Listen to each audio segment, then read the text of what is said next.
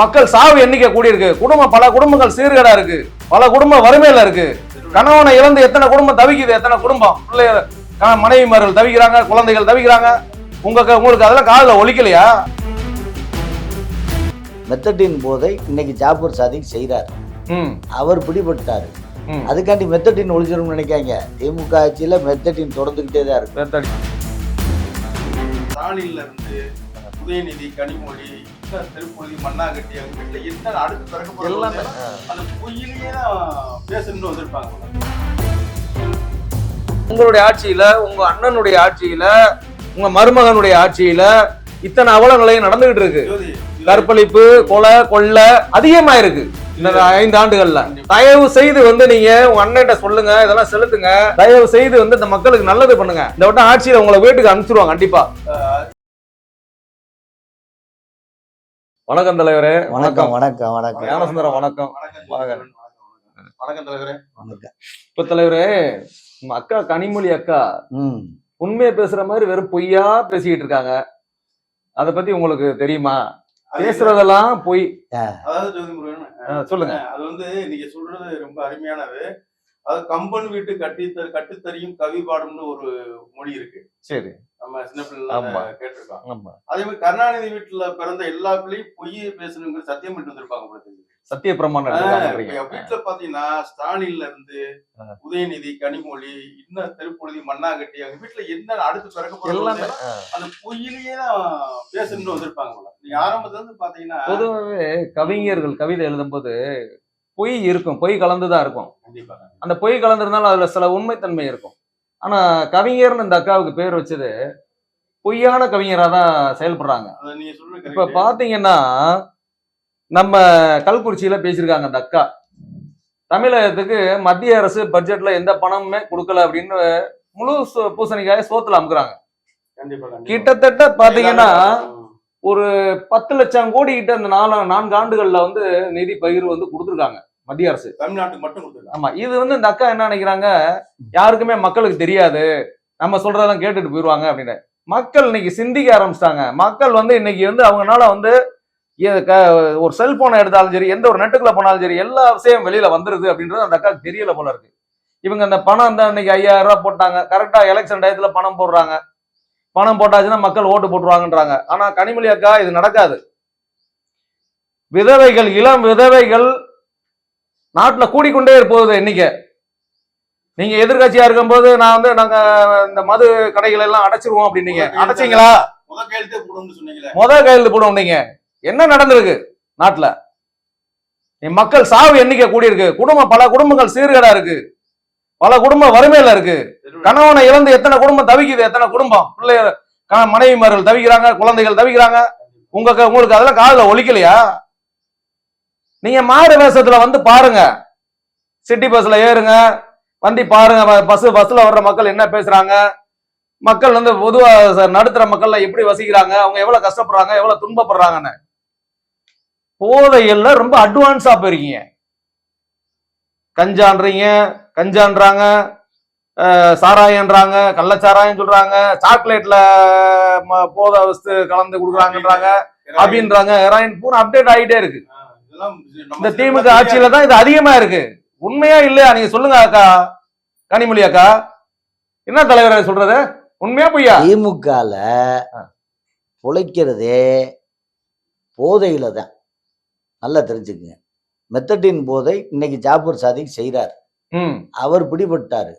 அதுக்காண்டி மெத்தடின் ஒழிச்சிடும் நினைக்காங்க. திமுக ஆட்சியில மெத்தடின் தொடர்ந்துகிட்டே தான் இருக்கு. அந்த வியாபாரம், அதுல வரக்கூடிய காசு, கஞ்சா அதுல வரக்கூடிய காசு, கொக்கைன் அதுல வரக்கூடிய காசு, இந்த மாதிரி அவங்க பிடிக்கிற மாதிரி இருப்பாங்க. ஒரு 0 கஞ்சான்னு சொல்லுவாரு மா சுப்பிரமணியன்.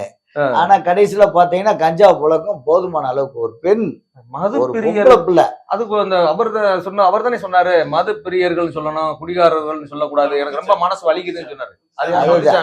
முத்துசாமி என்ன இது, ஒரு அமைச்சர் மது பிரியர். அப்ப கற்பழிப்பா நடந்துட்டு இருக்கு, அதான் பாலியல் வன்கொடுமையா நடந்துகிட்டு இருக்கு. அவங்க எல்லாம் எப்படி மாது பிரியர் போல இருக்கே? அப்படிதான் இருக்கு. லஞ்சத்தை ஞான வந்து சொல்லுங்க. பணப்பிரியர் வச்சுக்கலாம். ஆ. இப்படி வந்து மக்களை ஏமாத்துறதுதான் சொல்லி இவங்களோட முழு வேலையா இருக்கு. ஆ. அதாவது கனிமொழி அக்கா என்ன சொன்னாங்க எல்லாருக்கும் தெரியும். அதாவது எங்க அண்ணன் ஆட்சிக்கு வந்தா முதல் கையெழுத்து மதுவை ஒழிக்கிறதுக்காக போடும்னாங்க. அதை செஞ்சிருக்காங்களா? இவங்க வந்து பேசலாமா முதல்ல? அப்ப மக்களை எந்த அளவுக்கு முட்டாளாக்கி இவங்களுக்கு வந்து மக்கள்கிட்ட வந்து பொய்களையே பேசி, ஏன்னா நம்ம சின்ன பிள்ளையில இருந்து கேள்விப்பட்டிருக்கோம், திமுக வந்து ஊழல்லையே பிறந்து ஊழல்லையே வளர்ந்து ஊழல்லையே வாழ்ந்துகிட்டு இருக்க கட்சி. கரெக்ட். பொய்யிலே பிறந்து பொய்யிலே வாழ்ந்து Correct. பொய்யிலே வளர்ந்துகிட்டு இருக்க ஒரு கட்சி. மூட்டுக்கு அது நூறு கனிமொழி அக்கா தான் அதுக்கு ஒரு சாட்சி. சாட்சி. அதாவது பொம்பளைன்னா பேய் இறங்குவாங்க. ஆமா. ஆனா கனிமொழியே ஒரு பேயா மாதிரி பொய்யா பேசினா மக்கள் எங்க போய் முட்டிக்கிடுவாங்க? ஒரு பொம்பளை வந்து ஒரு இப்படி பேசின எங்கேயுமே பார்த்தது இல்ல. எப்படி ஒரு நாக்குல நரம்பு இல்லைங்கிறதுக்கு உதாரணம் கனிமொழி தான். என்ன சாராயத்தை நாங்க வந்தா ஒழிப்பு எதுக்கு அடுத்து இந்த தேர்தல் உறுதியா தோக்க போறாங்க. ஆனா தோத்ததுக்கு அப்புறம் கனிமொழி பாருங்க, அடுத்து வந்து நாங்க நாட்டுல இளம் விதைகள் அதிகமாயிட்டாங்க திரும்ப கோஷம் போடுவாங்க. அவங்களே சொல்லுவாங்க. இதே வந்து காஷ்மீர்ல ஒரு பாலியல் வன்கொடுமை நடந்ததுக்கு மெழுகுவர்த்தி ஏற்றுவாங்க இந்த அக்கா. ஆனா நம்ம அண்ணா யூனிவர்சிட்டிலையும் கோயம்புத்தூர்லயும் கூட்டு பாலியல் வன்கொடுமைக்கு தக்காட்ட மெழுகுவர்த்தி இல்லையான்னு தெரியல. வேணா நான் மாவட்டத்துல இருக்கேன். எங்க பிரிவு சார்பாகவும் என்ஜிஓ பிரிவு சார்பாகவும் அக்காவுக்கு மெழுகுவர்த்தி அவங்க எதிர்கட்சியா பார்க்க போறாங்க உறுதியா. இவங்க நினைக்கிறாங்க 5000 ரூபாய் போட்டு விட்டான், மக்களை வந்து முட்டாளாக்கிட்டான், ஜெயிச்சிருவோம்னு நினைக்கிறாங்க. ஆனா இனிமேல் மெழுகுவர்த்தியோட தேவை. மெழுகுவர்த்தி கேட்பாங்க. நம்ம 3 பேர் தான் போய் உங்க ஆட்சியில கல்லூரியில மாணவிகளுக்கு பாதுகாப்பு இல்ல. அது உங்களுக்கு தெரியுமா தெரியலையான்னு தெரியல. உங்க காதுக்கு வரலையா? கோயம்புத்தூர்ல நடக்குது, இங்க இதுல சென்னையில நடக்குது. இதெல்லாம் எப்படிக்கா உங்களுக்கு தெரியாம இருக்கும்? பொய்யா பேசுறீங்க. அக்காவுக்கு கேளுங்க, அக்காவுக்கு தூரத்து பார்வை. மணிப்பூர்ல என்ன நடக்குது, மலேசியால என்ன தூரத்துல பாக்குறாங்க, சவுதி அரேபியால என்ன நடக்குது. அதாவது உங்களுடைய ஆட்சி தமிழகத்துல, உங்களுடைய ஆட்சியில, உங்க அண்ணனுடைய ஆட்சியில, உங்க மருமகனுடைய ஆட்சியில இத்தனை அவலங்களையும் நடந்துகிட்டு இருக்கு. கற்பழிப்பு, கொலை, கொள்ளை அதிகமா இருக்கு இந்த 5 ஆண்டுகள்ல. தயவு செய்து வந்து நீங்க உங்க அண்ணன்ட்ட சொல்லுங்க, இதெல்லாம் செலுத்துங்க. தயவு செய்து வந்து இந்த மக்களுக்கு நல்லது பண்ணுங்க. இந்த வட்டம் ஆட்சியில உங்களை வீட்டுக்கு அனுப்பிச்சிருவாங்க கண்டிப்பா. இன்னொன்னு ஜோதி, நீ சொல்லி 100% மக்கள் அதுக்கு தயாராயிட்டாங்க. நீ வீட்டுக்கு போறது உறுதி. திமுக வீட்டுக்கு போறது உறுதி தலைவரே. இதுல இன்னொன்னு என்னன்னா, இந்த கனிமொழி ஒரு டிஸ்கவர்ட் ஆஃப் அமெரிக்கா, கொலம்பஸ் வந்து அமெரிக்கா கண்டுபிடிச்சாண்டுவாங்க. இந்த அம்மா டிஸ்கவர்ட் ஆஃப் தூண் சொல்லி இந்த திருப்பூர் மேட்ல பாத்தீங்கன்னா ஒரு அப்பட்டமான பொய்ய, ஒரு கேவலமான ஒரு பொய்ய, அது இங்க இருக்க மலை, இந்த அம்மா தான் பெரிய வந்து சர்வே துறையில நிபுணத்துவம் பெற்றவங்க மாதிரி ஒரு பொய். அதுங்க இருக்குது வந்து சர்வே கல்லு. இந்த அம்மா வந்து இது வரைக்கும் தூண்கள்லாம் பார்த்தது இல்லையா? இந்த அம்மா எத்தனை தூண்களை பார்த்திருப்பாங்க? ஏதோ தூண்களே பார்க்காத மாதிரி. அது வந்து அந்த விளக்கு போடுற தூண் கிடையாது, அது சர்வே கல்லு. அப்ப இந்த அம்மாவுக்கு சர்வே கல்ல எது, விளக்கு போடுற தூணுன்னே தெரியாதவங்க எப்படி நாட்டுல நல்லாட்சி நடத்துவாங்க? எங்க அண்ணன் நல்லாட்சி நடத்துறாரு, இவங்க மக்களை பத்தி எப்படி ஒரு பேசிக் கான்செப்டே புரியல, மக்களோட பிரச்சனை தெரியல.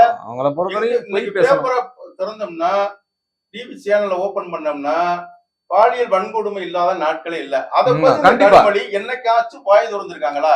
இவங்கள முழு வேலையை அவங்க என்ன செஞ்சிருக்கோம்னு இது வரைக்கும் சொன்னது கிடையாது, என்ன செய்ய போறோம்னு சொன்னது கிடையாது. இங்க இருக்க பாலியல் வன்கொடுமைக்கு அவங்க குரல் கொடுத்தது கிடையாது, ஊழலுக்கு எதிராக குரல் கொடுத்தது கிடையாது. கண்ட இடத்துல டாஸ்மார்க் திறந்துகிட்டு தான் இருக்காங்க, அதிகப்படுத்திக்கிட்டு தான் இருக்காங்க. இந்த அம்மாவுக்கு அதெல்லாம் தெரியாது. ஆனா ஐயா மோடிய உலகமே கொண்டாடுற ஒரு மாபெரும் தலைவரை, மனித புனிதரை இந்த அம்மா குறை சொல்றத திமுக இந்த அம்மா வச்சிருக்காங்க. இதுக்கெல்லாம் சவுக்கடி இந்த தேர்தல கண்டிப்பா மக்கள் கொடுப்பாங்க. இத வந்து கனிமொழி அக்கா நீங்க தயவு செஞ்சு தேர்தல பார்க்க போறீங்க. அடுத்து பெண்களே உங்களை வந்து வெளியில வரவிட மாட்டாங்க. புரிஞ்சு பேசுங்க. நீங்க இதே கள்ளக்குறிச்சியில வந்து நீங்க பேசிருக்கீங்க, அள்ளி கொடுக்க நினைச்சு கிள்ளி கூட கொடுக்கலன்னு. 10 லட்சம் கோடி நண்பர் 10 லட்சம் கோடி இந்த 4 ஆண்டு கால ஐயா மோடி தாய் உள்ளத்தோட கொடுத்திருக்காரு. ஆனா நீங்க ஒரு தாயா இருந்து ஒரு தரங்கட்டத்தனமான பொய்யான வதந்திகளை பரப்புறத காலம் கடவுள் உங்களை மன்னிக்காது. திமுக வந்து இன்னும் 20 ஆண்டுகள்ல சொல்றேன், திக கட்சி மாதிரி போயிருங்கிறத எழுதி வச்சுக்கோங்க. இது நான் ஆத்மார்த்தம் உள்ளத்தின் ஆழத்தை எழுதி வச்சுக்கோங்க. மக்கள் எல்லாம் உங்களுக்கு சாவு மணி அடிக்க தயாராயிட்டாங்க. அப்புறம் முருகப்பெருமான விஷயத்துல நீங்க பொய்யா பேசிருக்கீங்க. ஒரு பெண்ணிட்டு பார்க்காம கூட நீங்க கனிமொழியக்கா நீங்க பொய் பேசிருக்கீங்க. அதனால வந்து உங்களுக்கு மக்கள் சாவு மணி அடிக்க தயாராயிட்டாங்க. ரெடியா இருங்க, வீட்டுக்கு போக. திரும்ப உங்களுக்கு மெழுகுவர்த்தி எழுதுவீங்க. அடுத்து வந்து மதுக்கு எதிராக பிரச்சாரம் பண்ணுவீங்க. நீ எதிர்கட்சி ஆனா மட்டும் மதுவை பத்தி பேசுவீங்க, டாஸ்மார்க்கை பத்தி பேசுவீங்க, இளமுதைகளை பத்தி பேசுவீங்க. இப்ப உங்க ஆளுங்கட்சியா இருக்கீங்க. இன்னைக்கு இப்ப பார்த்தா காரியாடி பக்கத்துல இப்போ ஒரு கடை ஓபன் பண்ணிருக்காங்க. ஆமா தெரு கண்ட இடத்துல டாஸ்மார்க். ஆமா அதுலயும் 10 ரூபா 20 ரூபா நோக்கம்போல கூட வச்சு அப்ப அதை பத்தி எல்லாம் பேச மாட்டேன்றாங்க. என்ன எங்க தலைவர் போய் உங்களுக்கு தெரியும், இது வந்து பாமர மக்களை இந்த கட்சி, அதாவது தலைவர் ஒரு பாட்டு பாட்டிருக்காரு எம்ஜிஆர், ஏய்ப்பவர்க்கே காலம் என்று எண்ணி விடாதே, போய் எத்தனை நாள் கை கொடுக்கும் மறந்து விடாதே. கரெக்டான சொன்னீங்க. அது மாதிரி உங்க ஏமாற்று வேலைகள் வந்து எல்லா காலத்திலயும் கண்டிப்பா நடக்காது. உங்க ஏமாற்று வேலைக்கு இதோட ஐயா மோடியும் அமித்ஷா அவர்களும் முடிவு கட்டுவாங்க. மக்கள் அதுக்கு தயாராயிட்டாங்க. நீங்க 5000 கொடுத்துருக்கீங்க, நீங்க 5000 இல்ல 5000 இல்ல 5 லட்சம் கொடுத்தாலும் மக்களுக்கு, அது குறிப்பா தமிழ்நாட்டு பெண்கள் வந்து மதுரை மீனாட்சி போன்றவங்க அவங்க வந்து முடிவு பண்ணிட்டாங்க. அவங்க வந்து தெய்வமா மாறி அவங்களே உங்களுக்கு தீர்ப்பு எழுத போறாங்க. நீங்க வந்து 5000 கொடுத்து ஏமாத்துற விஷயம் எல்லாரும் தெரியும். ஏன்னா நீங்க அதை கொடுத்துட்டு எல்லா வரியும் உயர்த்துறீங்க. வீட்டு வரி, சொத்து வரி, ஈபி வரி, ஈபி பில்லு எல்லாமே. அதெல்லாம் மக்கள் உணராம இல்ல. இது வந்து 21ஆம் நூற்றாண்டு வாழ்ந்துகிட்டு இருக்கோம். உங்க பொய் பித்தலாட்ட மக்கள்கிட்ட எடுபடாது. அதை நல்லா புரிஞ்சுக்கங்க. பொய் பேசுறதை குறைச்சிக்கங்க. குறைஞ்சபட்சமாக பேசுங்க. அதுதான் நாங்க உங்ககிட்ட வைக்கிற கோரிக்கை. தமிழக மக்களுக்கு நல்லது செய்யாட்டால் கெடுதல் பண்ணாமையாச்சிருங்க. நல்லது பண்றதுக்கு எங்க ஐயா நரேந்திர மோடி இருக்காரு. தமிழகம் வளரணும்னா இங்க தாமரை மலரணும். அதனால மக்கள் எல்லாம் நல்லபடியா இந்த தடவை உங்களை வீட்டுக்கு அனுப்பி வைப்போம். ரெடியா இருந்துங்க கனிமொழி அக்கா. ஏய்ப்பவர்க்கு காலம் என்று எண்ணி விடாதே, பொய் எத்தனை நாள் கை கொடுக்கும் மறந்து விடாதே. இத நல்ல மக்கள் தெரிஞ்சுக்கிறணும். கனிமொழி அக்காக்கு கண்ணுக்கு மையழகு, கனிமொழிக்கு பொய்யழகு. ஆமா, பொய்ய சொல்லியே காலத்தை ஓட்டிக்கிட்டு இருக்கீங்களே. கவிதையில பொய் இருக்க தலைவரே, ஆனா பொய்யே கனிமொழிக்கு கவிதை எழுதுறே. மாவுல உப்பு போடணும்ன்றது ஒரு ரீதி இருக்கு. இவங்க உப்பவே வச்சு மாவு தோசை சுடணும்னு நினைக்கிறேன். தமிழ்நாட்டுல மக்கள் புரிஞ்சுக்கிடுவாங்க. கடைசியில என்ன செய்யறான், முட்டு கருவாடை வச்சு பூனி அடைச்ச மாதிரி இந்த 5000 ரூபாய கொடுத்துட்டு எல்லாத்தையும் கொண்டு சிக்க வைக்கணும்னு நினைக்கிறான் மக்கள். ஒன்னே ஒண்ணு சொல்லிக்கிறான் உங்களுக்காக தான். இந்த 5000 ரூபாய் கொடுத்தாச்சு, நாங்க ஆட்சியை புடிச்சிருவோன்ற மட்டும் பகல் கனவு காணாதீங்க. கண்டிப்பா அவங்கள வீட்டுக்கு அனுப்புற காலம் நெருங்கிருச்சு. கண்டிப்பா அனுப்புவோம். இது கண்டிப்பா வந்து தாமரை மலர்ந்தே தீரும். கடைசி கட்டத்துல லேப்டாப் கொடுக்குறேன். கரெக்டான தலைவர், சரியா லேப்டாப் கொடுக்குறேன். இத்தனை வருஷமா லேப்டாப் கொடுக்கலையா? மாட்டேங்கிறீங்க. நீங்க வந்து ஆட்சி முடிகிற சமயத்துல தான் உங்களுக்கு ஏதோ ஞானோதயம் அடைஞ்சது மாதிரி திடீர்னு லேப்டாப் கொடுக்குறீங்க. அது ஏக்க மீத 4 வருஷம் படிச்ச மாணவர்களுடைய நிலைமை என்னக்கா? அந்த ஸ்டூடெண்ட்டுக்கு எல்லாம் யாருக்கா லேப்டாப் கொடுப்பா? யோசிச்சிருக்கீங்களா? என்ன பெண்களை தெய்வமா மதிக்கிற தமிழ் மண்ணில ஒரு பெண்ணே இப்படி பொய்யா பேசினா இது எப்படிக்கா? இது வந்து கலியுகத்தோட கடைசி விளிம்புல இருக்குங்கிறதுக்கு நீங்களும் ஒரு உதாரணமா வாழ்ந்துகிட்டு இருக்கீங்க. அதுலயும் வந்து அனைத்து மாணவர்களுக்கும் கொடுக்கல. ஐயா அந்த கேவலங்க, என் மகளே வாங்கலங்க, 3வது வருஷம் படிக்குது. நீங்க வேற அதுலயும் அரசியல் பண்ணிட்டு இருக்காங்க தலைவா. ரொம்ப கேவலமா இருக்கு. முன்னால நம்ம கால எங்க கூப்பிடு நான் சொல்றேன். அம்மாவுடைய ஆட்சியில கூட ஸ்கூட்டி கொடுத்தாங்க, அதுக்கு மானியம் கொடுத்தாங்க. இந்த அப்பையும் லேப்டாப் எல்லாம் கொடுக்கப்பட்டது, சைக்கிள் கொடுக்கப்பட்டது. இது எல்லாமே அம்மா உணவகம், தாலிக்கு தங்கம், தண்ணி கொடுக்கப்பட்டது, தாலிக்கு தங்கம் கொடுக்கப்பட்டது, ஆடு மாடு எல்லாம் வாங்கினாங்க. அம்மா உணவகம் அதெல்லாம் காணமே. எங்க போச்சு? டார்கெட் வச்சு டாஸ்மார்க் கடை மட்டும்தான் அதிகமா இருக்கு தமிழகத்துல.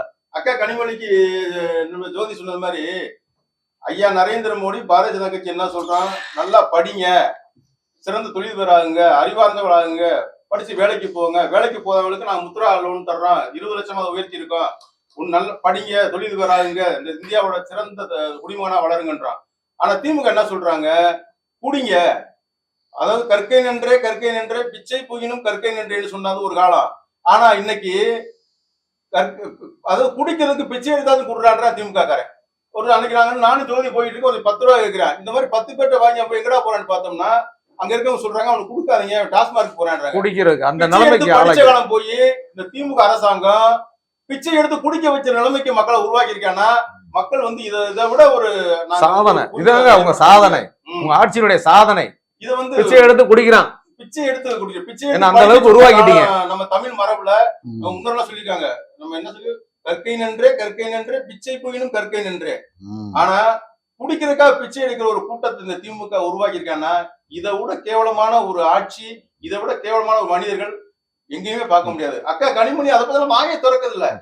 அதனால கனிமொழி அக்காவுக்கு இது வந்து நாங்க வந்து அன்பா கேட்டுக்கிறோம். இனிமே கொஞ்சம் உண்மையை பேச ட்ரை பண்ணுங்க.